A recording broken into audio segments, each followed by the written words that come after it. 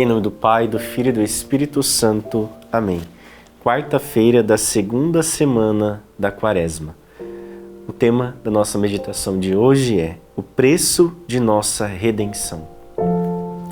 Citando 1 Pedro, capítulo 1, versículo 18 e 19.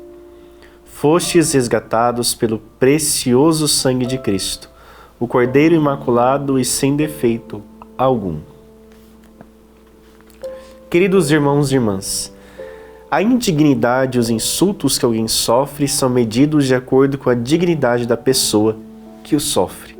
Um exemplo: se um rei leva um golpe no rosto, ele sofre uma injúria muito maior do que a que sofreria qualquer pessoa comum.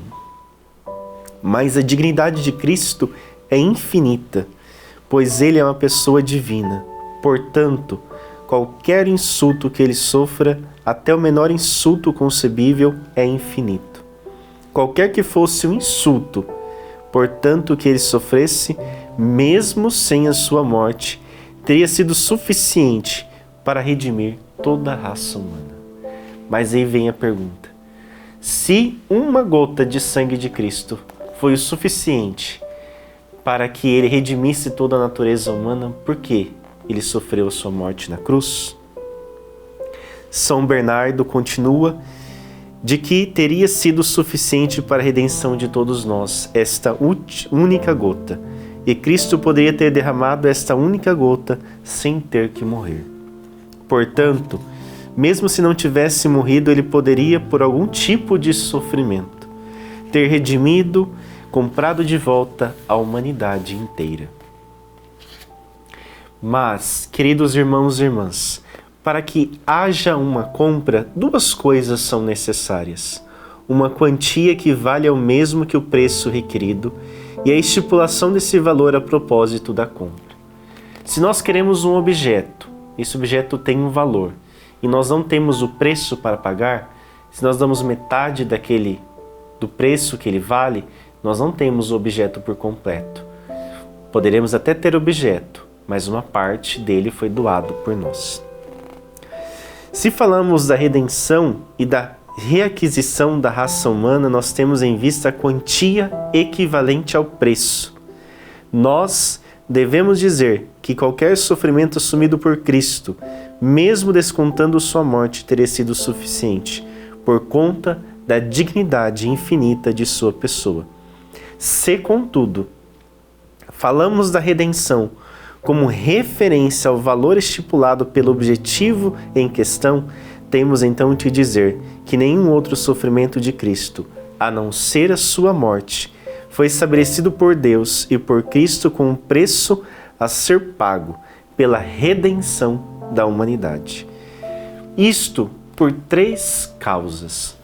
Primeira delas, para que o preço de nossa redenção não fosse só infinito no valor, mas também no mesmo tipo daquilo que por ele se compra, isto é, para que fosse por uma morte que ele nos redimisse da morte.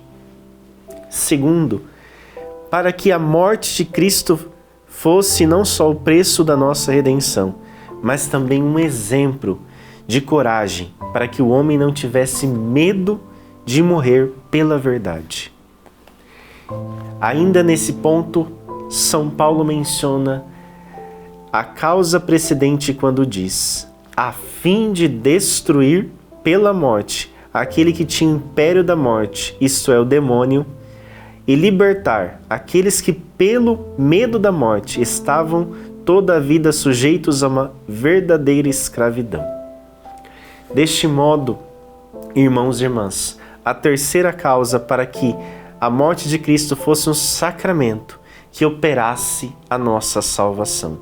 Ou seja, que nós morrêssemos para o pecado, para os desejos corporais e para a nossa própria vontade, através do poder da morte de Cristo.